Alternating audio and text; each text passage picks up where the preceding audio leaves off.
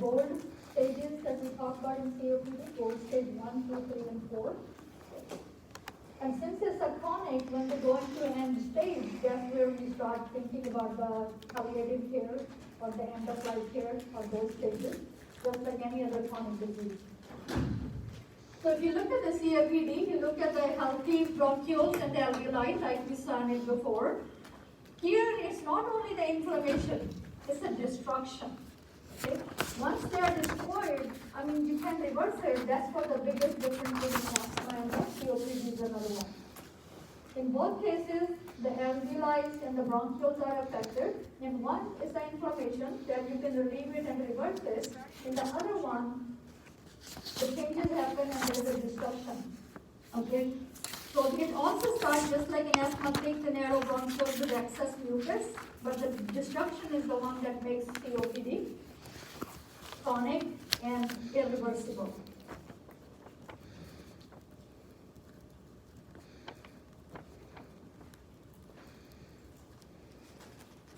Usually, the few simple changes in your diet drastically reduce your joint pain and arthritis. If you're suffering from joint pain, you'll surely want to see this. You know, I made 3 simple changes to my diet drastically reduced my arthritis pain. Number 1, I started drinking more water. Chronic obstructive pulmonary disease, pathophysiology and diagnosis. Cigarette smoking is by far the most common primary risk factor of COPD worldwide. According to global statistics, approximately 210 million people have COPD. By 2030, COPD is predicted to be the 4th leading cause of death worldwide. Epithelial cells lining the airways will respond to smoke inhalation by undergoing cellular changes due to long-term exposure.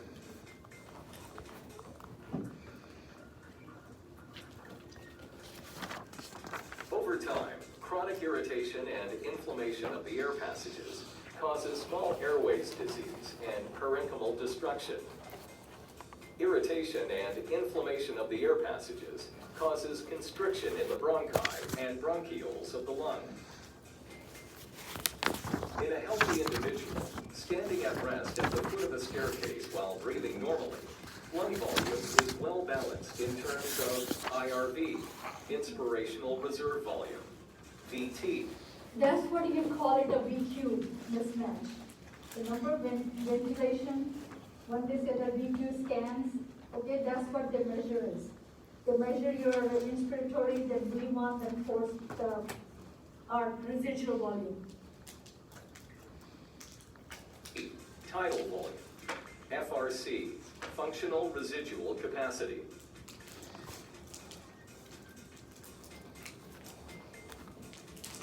In the severe COPD patient, lung function is extremely imbalanced with only a tiny capacity for IRV. A patient with severe COPD has a very difficult time managing everyday tasks, such as stair climbing.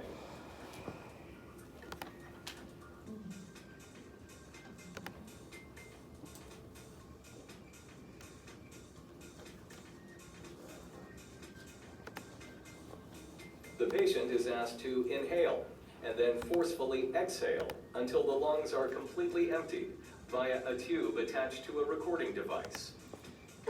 The most important values from the spirometry readings are FEV1 and FVC. If the ratio of these values is less than 0.7, then COPD is suspected. More detailed results from spirometry can reveal the stage of COPD in the patient.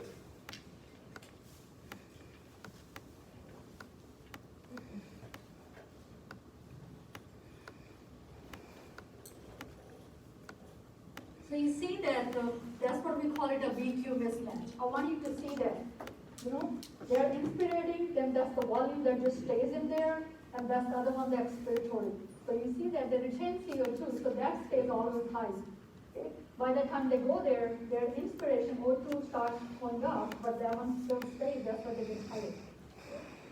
So So that was a really good visual that tells you the VQ mismatch.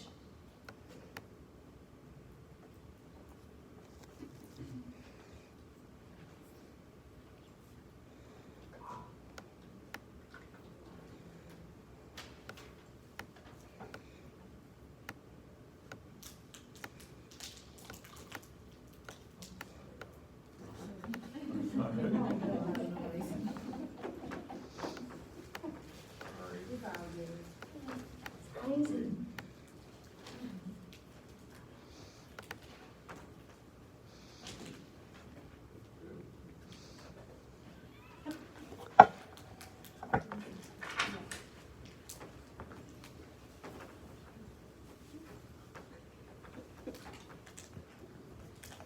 So you see that here they also have the almost similar things happening just like in asthma, okay?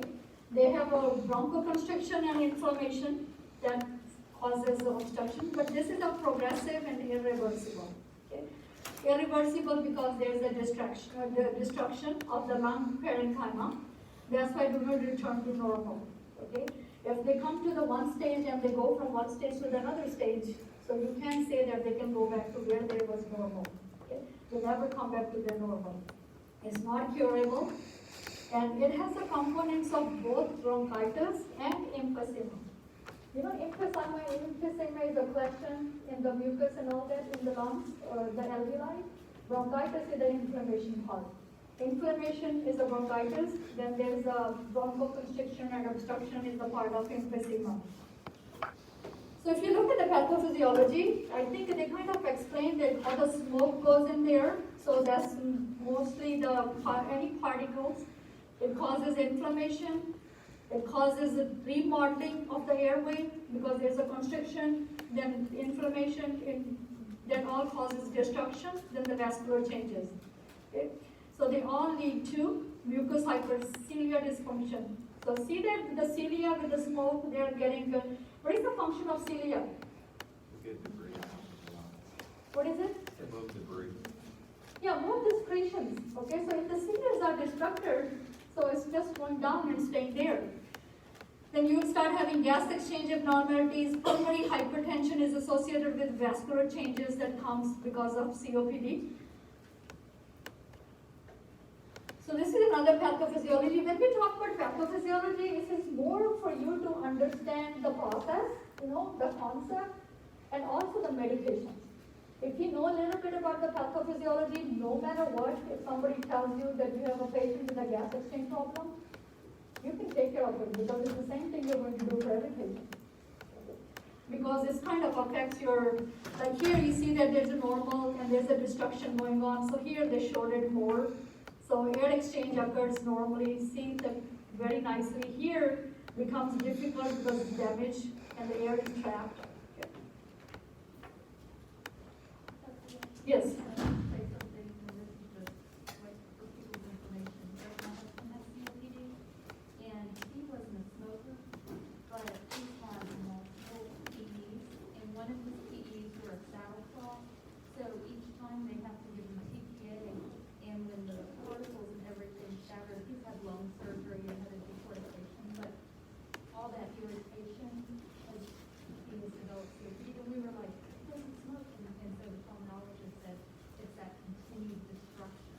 Okay, did you hear what she says? Remember I said that if you know the concept of gas exchange, if you know that the alveoli, how they work, you can take care of any patient. COPD we talk about is associated with smoking, but she's saying that her husband has a pulmonary embolism. So what is pulmonary embolism? Clot in the lungs. What they do, they start you on? Come on. Heparin therapy. What does heparin do? It kind of thins it and goes there. That's what she was explaining. When it goes in the lungs, so it's going on the other parts, it destroys some of your alveoli. Okay. So what is happening? Alveoli are getting destructed. So that's why he got it. And it's a permanent, I mean, you can't, if once there's a destruction, no matter from smoking, some inhalation, and some people they work in a fuel industries, like a paint or there's a one is a textile mills. So they use some kind of a gas that can cause COPD too. So yeah, very good one. So gas exchange, that's what I'm saying, and when you understand the pathophysiology of the gas exchange, anything that gives you, that you can see, oh yeah, this is affecting alveoli. Okay, now they are destructive. We can't bring them back, so it's irreversible. So majority of the time, who are at the most risk for it happening is the more than 50. Cigarette smoking, 10 pack a year. I have put on the side how to calculate pack per years. Okay, have you guys learned that? 20 cigarettes in a pack. What? 20. cigarettes in a pack. 20 20 cigarettes. cigarettes in a pack. No, it's not a one cigarette. It's usually 10 pack per year. It's not like they're smoking 10 packs in 1 year, like a 10 pack of But what cigarettes. I'm saying, in one pack, there's 20 cigarettes. Right. So one pack, yes, one pack is 1 year. Yep, one pack over 1 day is time how many years? Yes. Occupational irritants, air pollution, infection, asthma, genetics. Okay, this is an anti, I think, tryptophan. So that's the one that's the genetic is associated with that. Then clinical manifestation, your forced expiratory volume plus symptoms. Okay, so same thing here, like asthma. What do you look in asthma? You look at symptoms and what else? PFER, yes, very good. So in asthma, we look at PFER, peak flow expiratory rate. Here we look at FEV, that's a forced expiratory volume. Like you tell them, remember to blow it, so that's what we look at, and we look at the symptoms. So when we look at the stages, instead of using PFER, we'll be using FEV. Okay? Typically absent or mild in early stages. So chronic intermittent cough, remember that. Not nighttime, not during activity or something like an asthma. It's a chronic intermittent, it's like a hectic cough. We call it a smoker's cough. Sputum production starts, it starts getting worse as the inflammation starts getting worse and the destruction starts getting worse. No shortness of breath, dyspnea only on exertion. And you see that why they have dyspnea on exertion, because there is a VQ mismatch. So we talked about that it shows signs and symptoms of both bronchitis and emphysema. Okay? And in bronchitis, think about your inflammation. All your itis are inflammation. What happens if you have inflammation? No matter it's on your body, it's in your appendix, or it's the same immune response, inflammatory response to the body. You will have secretions. Okay? What secretions you are going to have in the body? In the respiratory? Sputum. Okay? So if you have an inflammation on the skin, you might have a drainage from the wound. So you see that how we apply the concept. There is a less oxygen hypoxia, it can give you a bluish. Sign and symptoms of right heart failure. Can anybody tell me what are the signs and symptoms of right heart failure?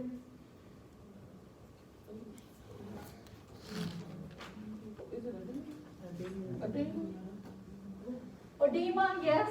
Where? Lower extremities. Remember that in the right and left heart. So if you remember, I don't know, I'm just going to draw the heart. When we draw it. Okay? So I'm just going to saw which one is the right. This right? Left? Okay? So you see that right. So what comes in the right?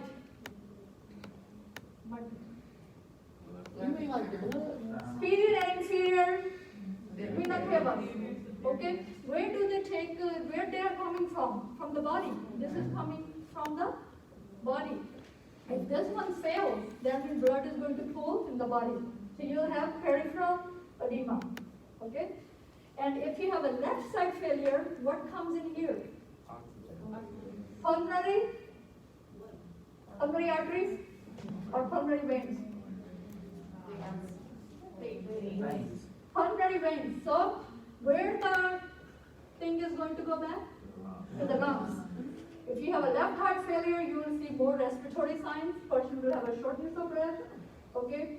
You will see that they will have hypoxia, they will have cyanosis, but here they will have more peripheral edema, the distended jugular veins. Okay, that's what you see in a right heart failure. Then in the emphysema, barrel chest, okay? So those are the ones, I call it a compensation, okay? So in emphysema, they start compensating. Okay, the chest start getting bigger in order to give them more space for whatever CO2 they're retaining. Tripod position, they're trying to get it out. Pursed lip breathing, okay? You can also do pursed lip breathing in asthma too. What does pursed lip breathing do? Try it, everybody, I want you to try it in your mask. We're blowing out. See, that's what the pursed lip breathing is. If you do it, you will understand gas exchange very good. Chest pain and hypertension eventually. Okay, so those are some of the things, but in COPD you will see both of these symptoms combined. So this is a classification. So we call it as a gold classification, gold 1, 2, 3, and 4. And it's usually based on your forced expiratory value. 1 is in 1 second. Okay, how much you can take. That's what they tell you, quickly blow. Okay, so you have to blow it quickly, forcefully. Okay, and this is a very severe, less than 30. So more than 80, this is just like asthma. In PFR is 80 to 100. Okay, so that's what I tell you, when you study side by side. So complication, they can have acute attacks for COPD. They can come on and off when they are not able to do it. They tried tripod positioning, they tried pursed lip, they tried everything. They have bronchodilators at home. Okay, so nothing is working. Whatever the treatment they were given, so they come to the hospital. Acute respiratory failure, core pulmonary, that is associated with your right heart failure. Then peptic ulcer disease. Why do you think they have peptic ulcer disease?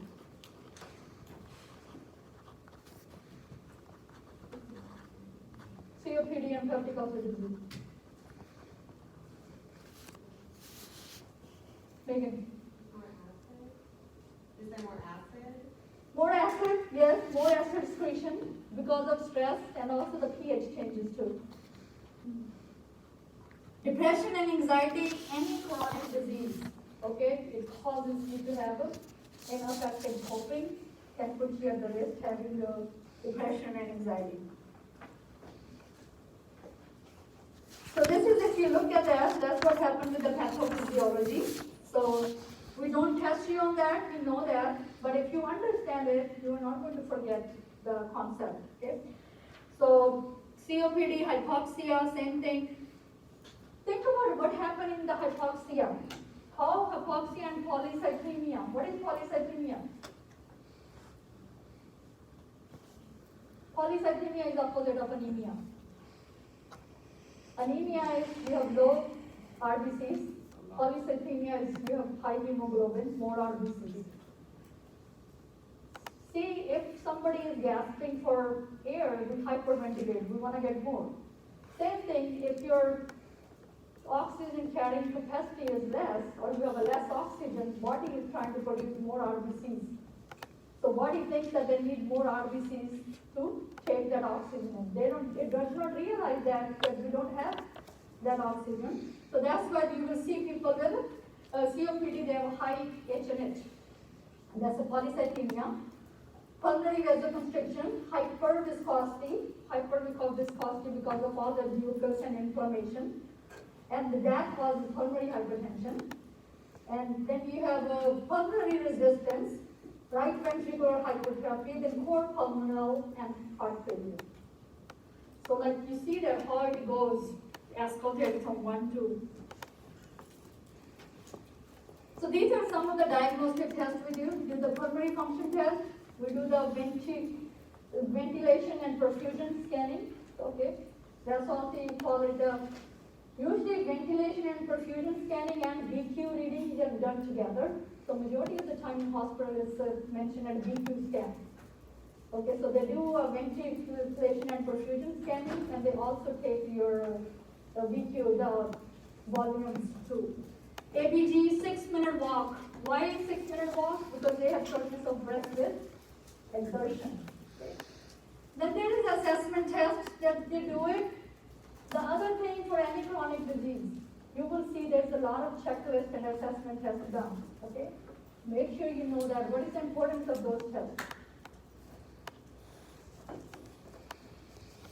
Why do you want to do that COPD assessment test and who's the COPD customer? What? Baseline for what?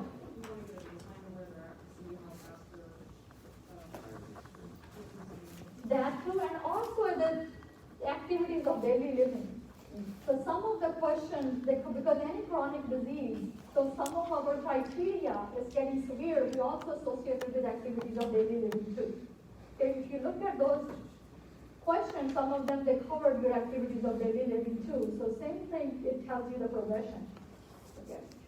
Then capnography, you see they measure capnography. Anybody worked in an ICU or somewhere? Have seen it in there? What is the ET tube? ET tube? ET? Endotracheal tube, okay? So it says ETCO2. If somebody's on a ventilator, okay, they have the ET tube, there is a capnography that goes into it and then they can read it. So that's what they're measuring CO2. That's a very exact method of getting the CO2 level. CBC with the differential. Why do you need to do CBC with COPD? It has nothing to do with the CBC. Why? Right. Come on. What? Right. Maybe it's right. Why do you do CBC in COPD? One thing is going to tell you if there's some hemoglobin or RBCs are high. What is the other reason? Infection. Patients are prone to infections in their lungs because of the ineffective. WBCs. CBC we do it. Oh gosh. CBC we do it for the WBCs. So to see if there's any infection. So COPD, asthma, those people are very at the high risk for getting pneumonia. Yes. And chest X-ray, obviously. Chest X-ray also tells you how much damage is done and also if the person is having any consolidation. So this is a prevention. So you see that. So it's pretty much self-explanatory. So here, when we talk about collaboration, think about anybody who can be used. So that's your person for collaboration. Okay. What is the role of nutritionist in COPD?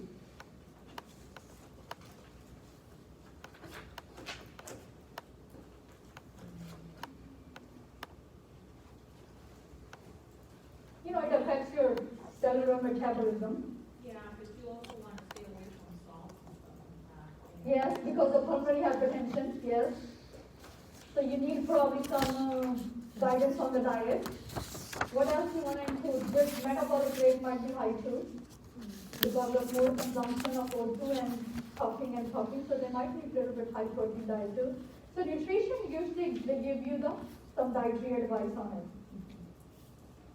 Family members and counselors, because since it's a chronic disease, it's not like that you can cure it, they come to the hospital, they go home and there's nothing.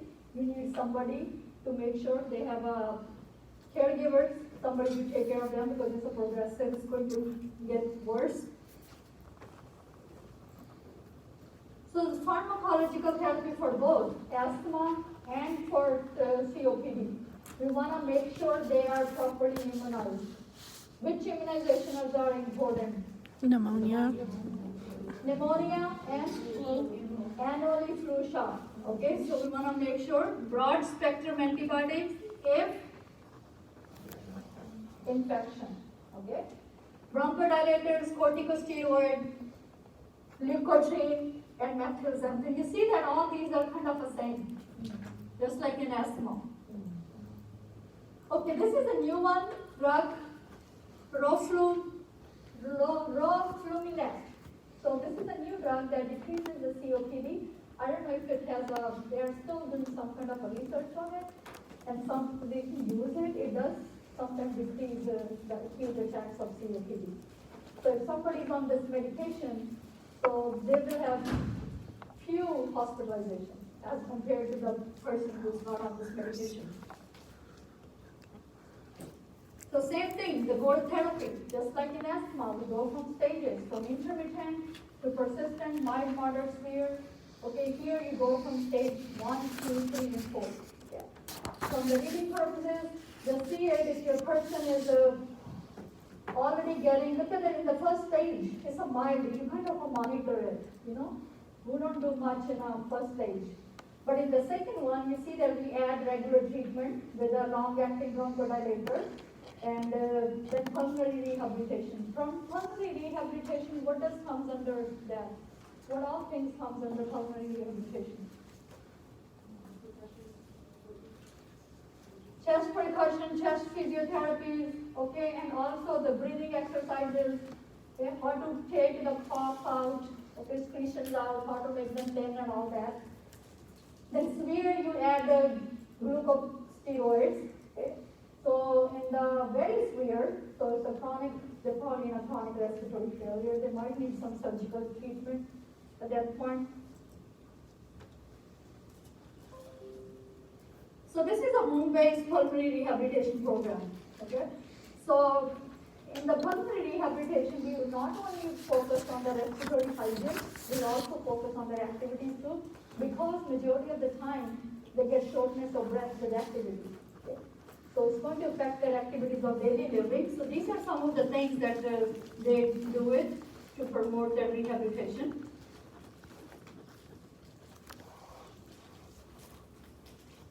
Oxygen therapy. So sometimes they try bronchodilator, they try the glucocorticoids, okay, but they are not still able to maintain O2, so they might be on a home O2 therapy. As nurses, I think in your Lewis book, I want you to know how are you going to educate the patient who is going on a home oxygen. What all things you're going to tell them? Don't smoke with oxygen. No smoking, don't burn the house. What else? Your patient is on oxygen, they come for your next visit, they tell you that my mouth and nose, everything is so dry, so what are you going to recommend? Humidified oxygen, okay? So those are there's a pretty good, just go through it on your book, because the complication is CO2 narcosis or O2 toxicity. What is CO2 narcosis?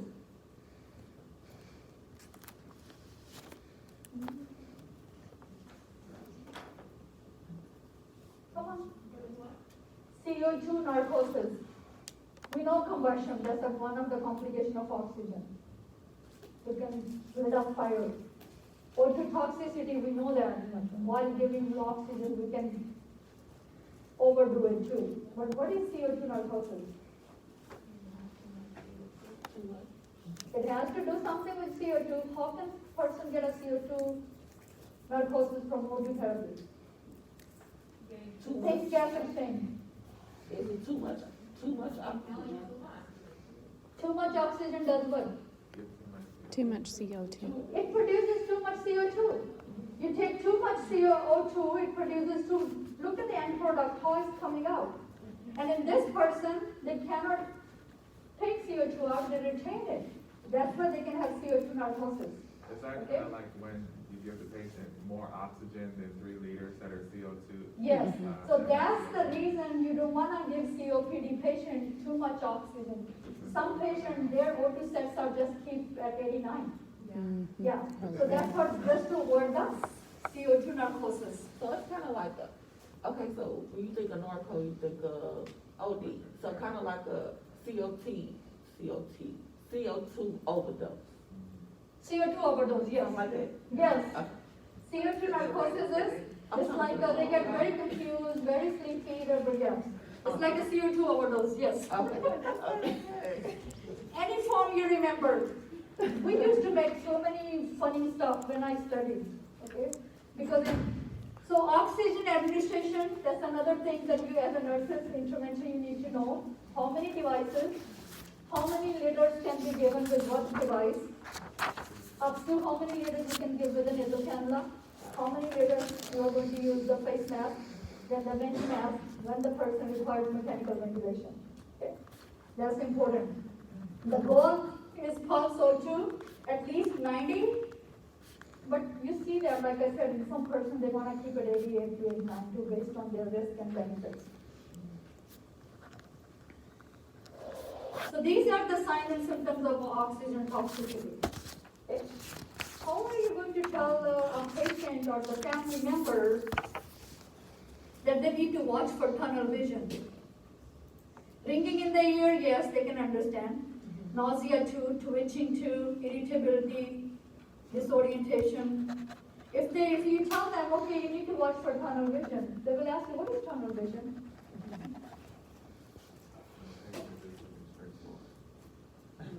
You know, it's like, have you seen the horror carriages? And they sometimes put that so they don't go on the sides.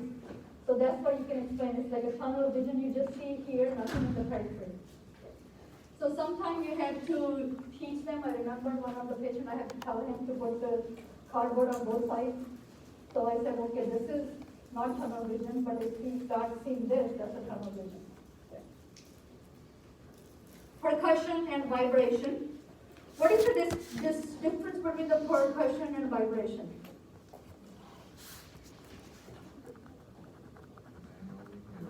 Yes, that's a percussion, and that's just vibration. In the percussion, you do the cup hand, where you're trying to like move it. In the vibration, you're trying to just loosen it up now. Okay? So you're just like. Are you just rubbing? No, you're like. Pretty. Come on, let me show you. Okay, this is when you do the percussion, like you do the cup. You start from bottom, bring it up. You know, like I'm trying to loosen it. In the vibration, you just go like. Not rubbing, like tapping. Oh yeah, good. I love to do that on my kids when they were there to get wrong. Then postural drainage. Okay, postural drainage. There's two different controversies. Some of the people say that you have to put the patient in a position first, then do the postural drainage.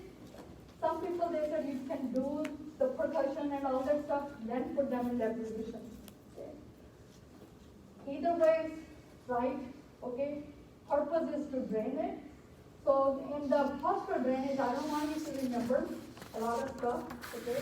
Because if you go, it's a huge area. You do different positions for the right lower lobe, or left lower lobe, or the middle lobe. So, okay, that's a different position they put you in. It's just like opposite. Okay, if somebody has a left lower lobe, like there is a bunch of mucous secretors, so you will put them in this position. If on this one, you put them in this position. So that's what is the postural drainage. But you need to know, done 2 to 4 times, may be preceded by administration of bronchodilator. This is very important for nurses. Okay. 1 hour before, 3 hours after. So here is the one I was talking about. Don't get caught up in this, okay? But this is for your understanding, like different positions for different areas.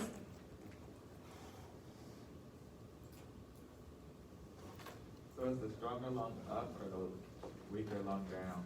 What? Is the stronger lung up or is it down? Usually the best thing's up, you want to drain it a little bit. Like if it's on the left, you want to do a little bit here, or put it here. So it's like the position, what is our purpose of postural drainage? To get it Try to bring this way and so that can cough it out or do something.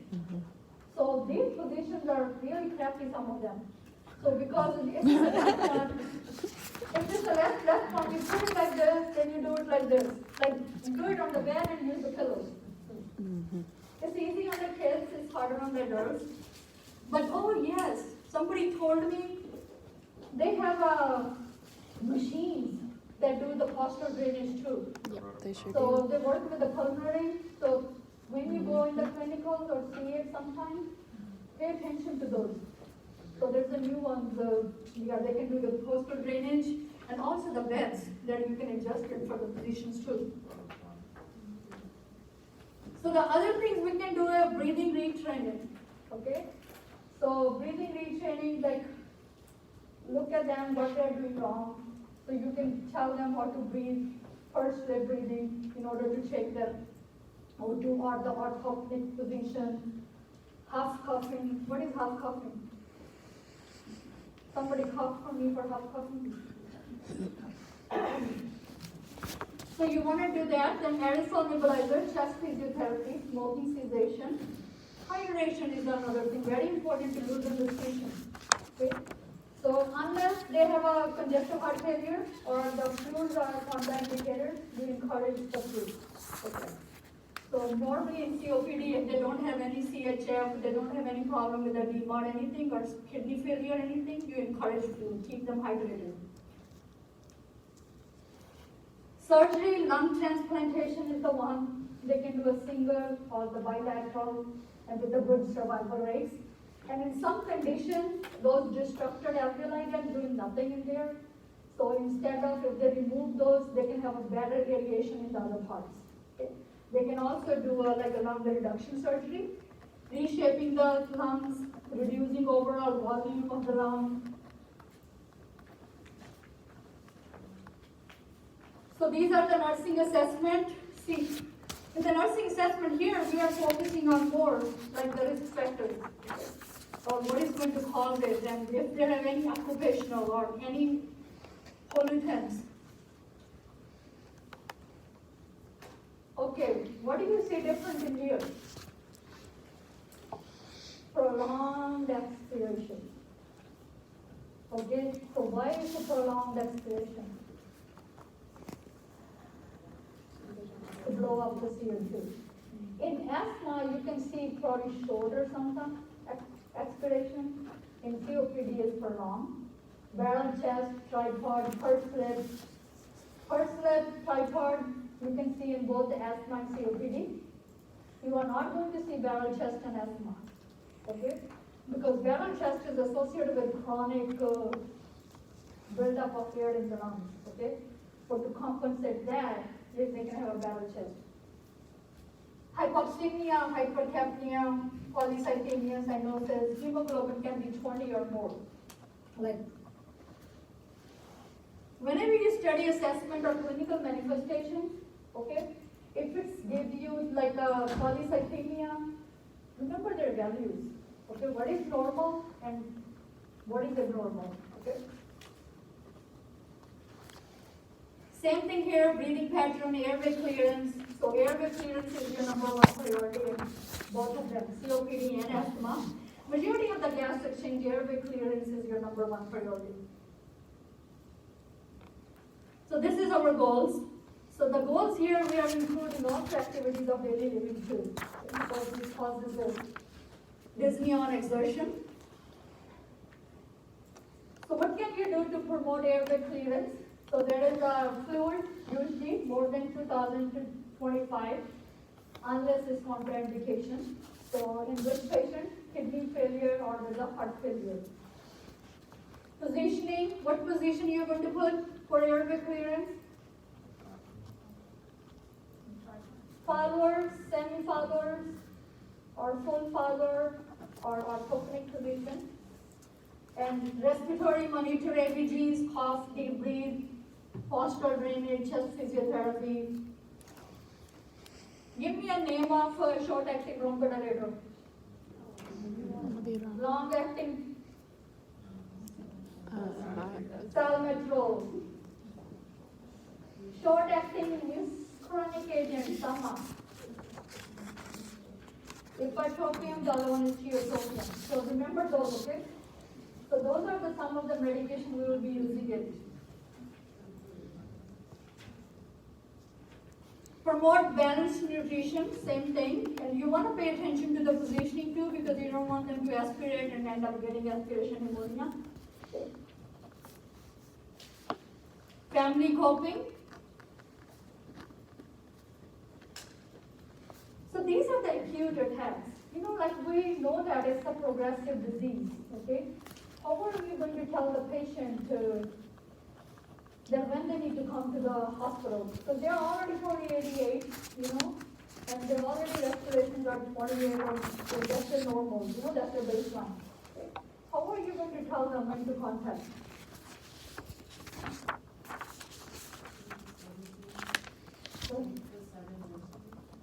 They started with signs of starting worsening, like increased shortness of breath. So you compare with the previous one, okay? If they know that, okay, I've been having this, okay, that's normal, that's their new normal. If they start having worsening of those symptoms, okay, or their treatment failing, okay, they said, okay, I used to use albuterol twice a day, now it's not helping me. I have to use 4 or 5 times a day, okay? Either the symptoms are getting worse, or their treatment is not responding, or they are having problem with their activities of daily living, you know. They cannot sleep, they have depression, confusion, okay? So maybe then they need to consider CPAP or YPAP or the mechanical ventilation at the time. So these are the 3 things that you want to tell them. Increase shortness of breath, sputum volume, and also the purulence. It starts getting yellow, yucky, green. So evaluation is, it's not always going to be 90. That's the goal is for majority of the patients to keep the O2 sets at 90. But if somebody is already on 2 or 3 livers, and then you have to see it. So like there might be a patient who was on 88 and 89 too. Those is very individual. But for exam purposes, usually is you try to give 90 or more than 90. Any questions?